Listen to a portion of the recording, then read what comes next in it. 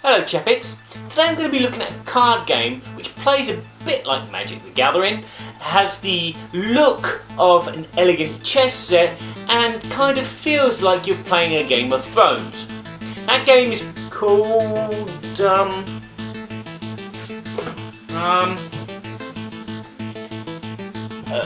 Abyss?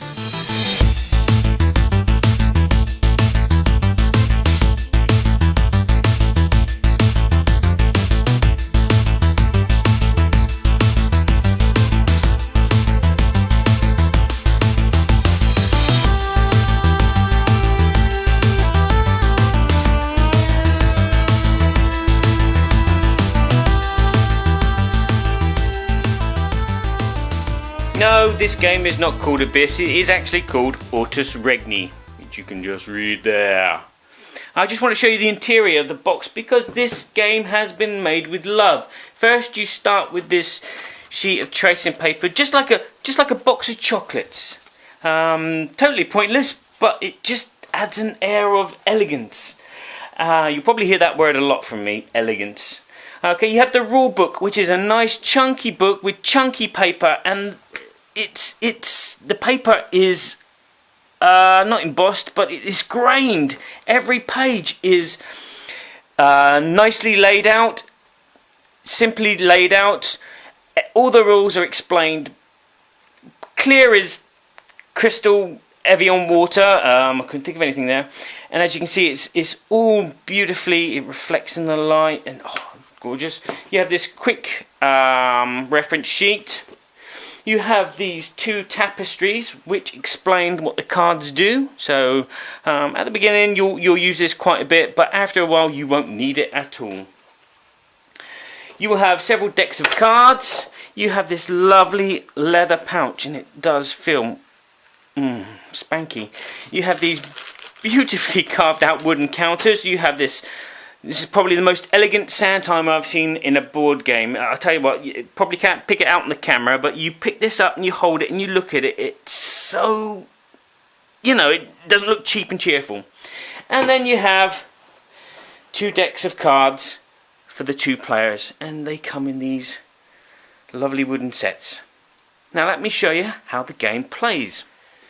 At the beginning of the game, each player will take a rack of cards of their colour and the tokens of their colour, and they will place one token in this bag, and this will decide the first player. After that, they will go about building their deck of cards. 24 in all. In your tray of cards, there are 15 different types, and there's 6 of each, and this is what you'll be using to build your deck of 24 cards.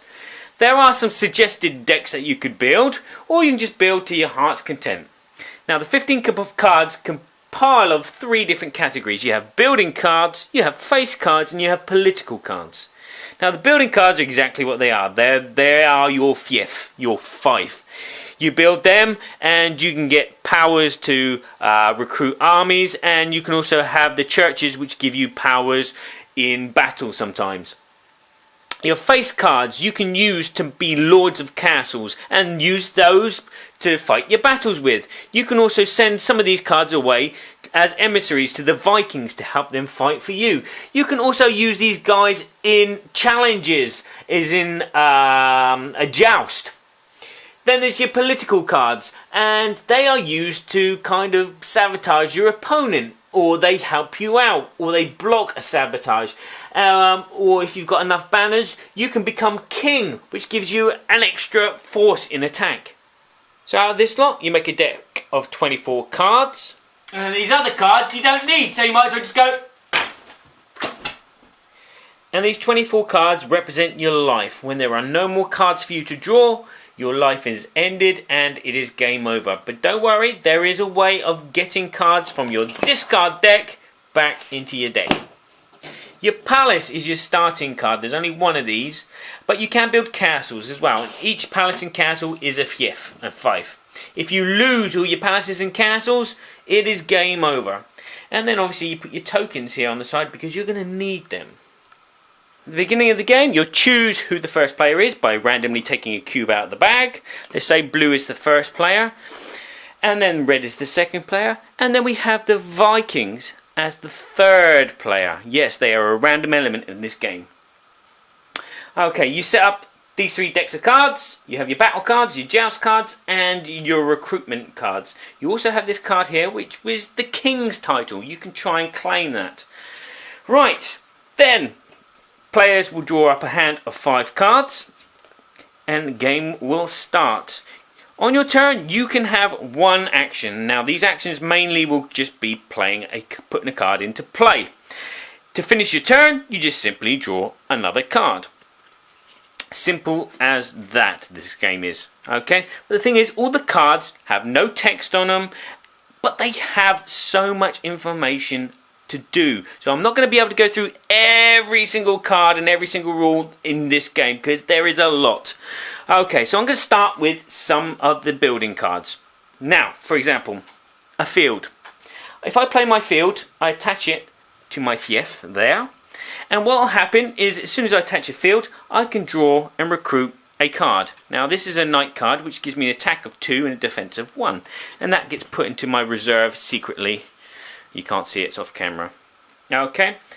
If I played a market. Now, a market will double the power of the field. So, if I choose to, on another turn, if I have my market there, and I wish to recruit, because once you've got a field, you can have another action, which is called recruit. And every time you recruit, you just draw from the recruitment deck. So now I've got a market, it multiplies by 2. So I can draw 2 cards. The only thing is, if I add another market on, it does not multiply it by 4. It just remains as 2. So basically, that's a times 2 for a field. A field is useful because you need to put soldiers out sometimes to defend or to attack. So if at the moment, I could put 2 of my soldier cards out into a field to attack my opponent.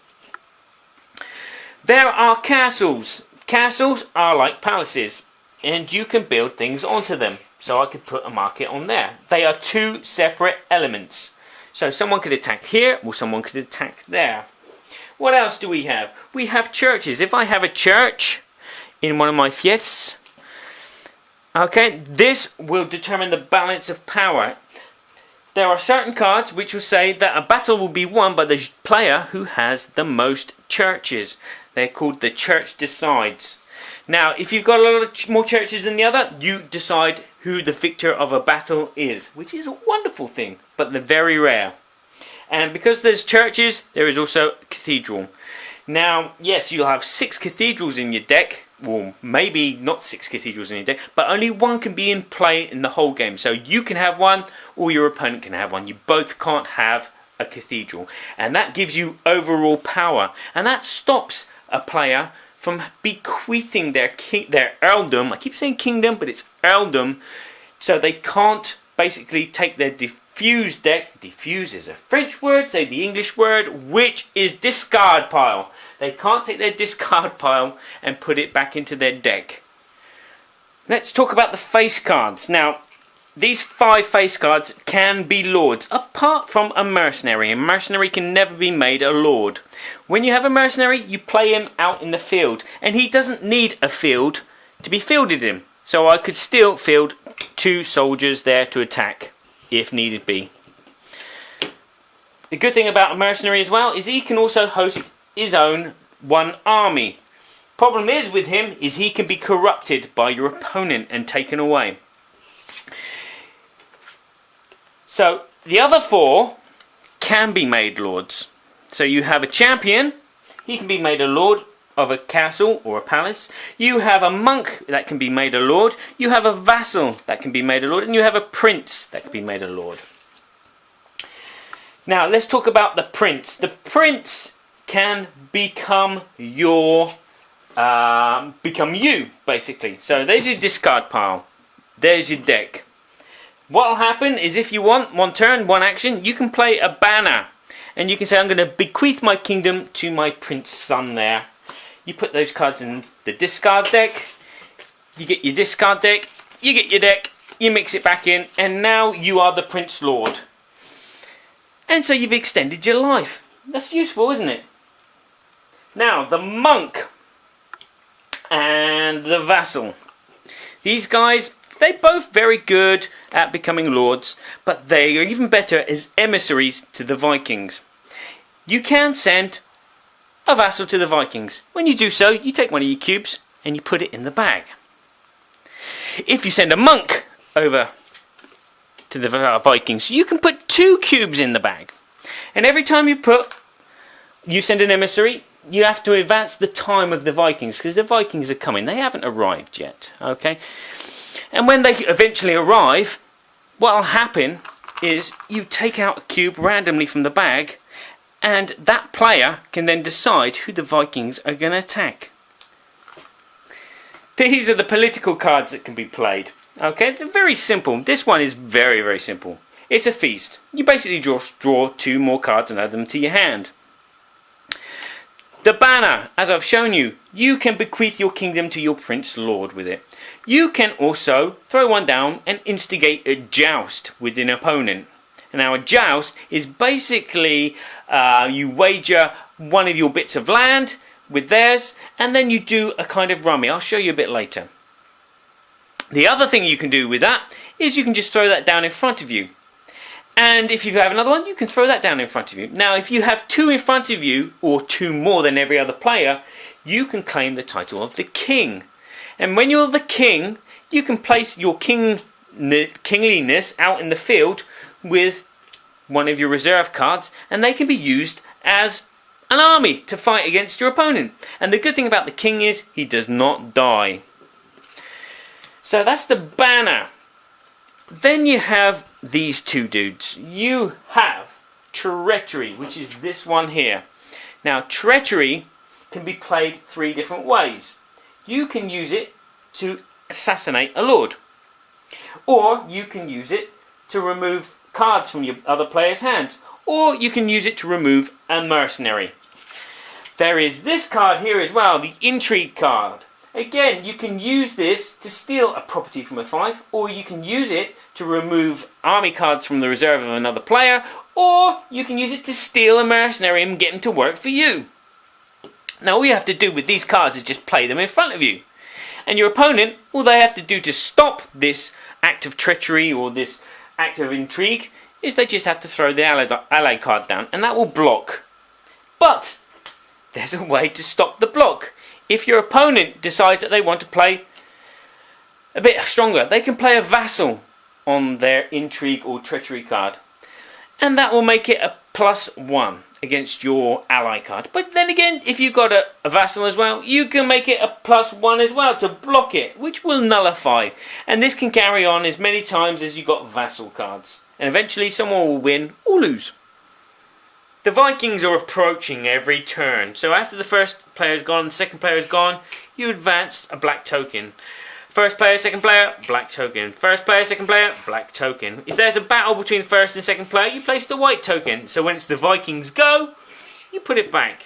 Once all 8 black tokens are in play, you remove the tokens and you reveal cards up to the number of players, +1. And then these Vikings will attack. But who will they attack? Well, remember those are vassal and monk cards, which allow you to put extra chips in the bag here. You draw one out. So the more you've put in there, the more chance your chip is coming out. So blue will decide who the Vikings attack. In this case, red. Let's do a demonstration of an attack. Okay, let's say for example it's the Vikings are attacking. It could be another player, but we're going to say it's the Vikings. They have a force of 5. 1, 2, 3, 4, 5. All defending characters will always be 1. It doesn't matter if their attack is 2, their defense will be 1. Okay, they can attack 3 places, so the opponent will then choose what they're going to attack. Are they going to attack the towers? Are they going to attack the palaces and destroy them? Or are they going to do a raid on the fiefs and destroy the fiefs? Let's say, for example, that they're going to try and take out this palace here. Okay? The defender would then say if they're going to defend or not. Now, in this case, I could do, because I've got 2 fields, so I could field 2 soldiers, and I also could send my vassal out, my vassal lord. But I'm not going to, just for this demonstration. So what would happen? They would attack 5. 2 points of damage would be absorbed by these towers here, which leaves 3 points of damage, which would destroy the palace because it has a 3 defense. This would be destroyed, the vassal would die, these 2 bits of land would go as well. Now, if I decided I was going to defend, I'd have to draw a battle card. These battle cards consist of, it's a normal battle. And they also consist of, well, the attacker wins. And the defender wins, or the church decides, which is the player with the most churches, or the player with the cathedral will say who is the winner and who is the loser. So, I have 2 fields, so I could field 2 soldiers, and I could send my vassal out to defend. But, you know what, I'm going to keep my vassal there. Because even if I do send him out, and he dies, he doesn't really die, he just goes back into his castle. Whereas all my recruits, or any cards that I play from my hand, will die. So I could play, if I had a prince in my hand, or another vassal in my hand, I could play that out as defense as well. So I'm going to play 2 in defense. So the attack is 5, I have 2 defense there, plus 2 defense there, which means 1 point of damage will get through to the palace, which won't destroy it. Then we allocate the damage. I have 2 defenders defending, so they're going to send 2 points of damage back. So I could kill 2 Viking cards. And then apply the damage to the defender. So they attacked with 5, so that's 1-2 damage. 3-4 is absorbed by the walls, and 5 has got through to the castle but not destroyed it. So therefore, there you go. That's combat. It's numbers. So how does a joust work? Well, you throw a card, a banner, into the middle, and you say, I'm going to challenge you to a joust. The opponent can then say, well, no, you're not going to, and throw in their own banner. Okay? But if they don't, then a joust is accepted. You then put a wager. You both choose a property that you have. So I could say, oh, this piece of land. Oh, I'm going to put that up as an ante, my marketplace. And then basically you choose one of your hand cards, your face cards, because your face cards are in your hand. Okay, so you could say, well, I've got a vassal. I'm going to use my vassal to do the joust. And your opponent say, well, I'm going to use my champion. And then what would happen is you will draw from the joust desk. You won't draw, but you'll deal. You'll deal 1 card to each player. And you're trying to create a poker hand. Now, what would win? Okay, we have 3 of a kind here. We have 3 champions. And here we have 1 champion and 2 vassals. So this player would win. Ooh, the camera would move, and this piece of land is now theirs. So there you go. That's Ortus Regni. Now, this game is a board game that everybody who owns one of those elegant kind of chess sets, and they have it displayed nicely on the coffee table, should be getting to replace that chess set. This game is just an abstract game between 2 players. It plays like a chess or a Go or anything else like that. But it is simple as a collectible card game. But it's not a collectible card game because there's only 15 different types of card. But you're building your deck and you're making it different to your opponent, and then you just have this kind of tower defense you're building up, and you're attacking your opponent and hoping that they run out of cards before you do, and it's great. But to look at it, you don't think it's great. Yes, the artwork is very off-putting, but it also gives us its own kind of, je ne sais quoi, what's the word? It gives it its own character, its own personality. This game stands out like Abyss, the box cover, yeah? But the artwork, as I said, puts people off and prevents them from playing, which is a shame. Again, the cards where they have no text on them, people are always worried that they're not going to be able to learn the rules because it's not written on the cards. But you can do. Once you've played with a deck, you know what those cards are. Those cards, your deck's not going to be made up of all 15 cards. It's going to be made up of some of them, 7 or 8 different types of cards. So you'll learn those 8 cards by playing one game. You'll also learn your opponent's cards because they've probably got a different deck to you. And so you'll learn their cards. And once you've learnt it, it's amazing. It's just really intuitive. I'd give it that. I thought I was going to struggle, but I didn't. I know what all the cards do. I know what their powers do. It's super.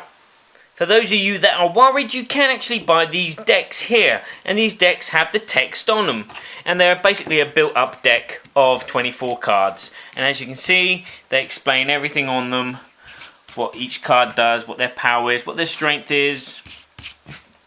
So there is an alternative.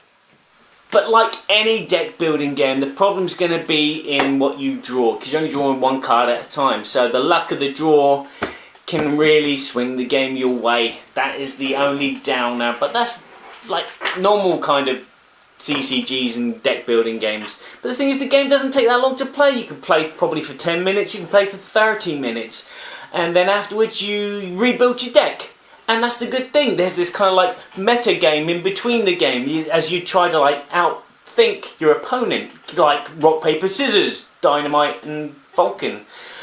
You're building a deck which is going to slaughter their deck, and you're trying to guess what the kind of deck they're going to build. Are they going to build a kind of like a land-based deck, which would be kind of like a Tyrell deck, or are they going to build a political deck, like a Lannister deck, or are they going to build one with lots of forces in it, a bit like a Stark deck? And you've got this rock, paper, scissors game going on in between your game, and then you start your game again. And as I've just said, the game feels like Game of Thrones. The way it's laid out, it's totally abstract, but it could be the theme that's layered on top. This here is the Ortus Regni app. This is only a beta at the moment, but this should be coming out later this year.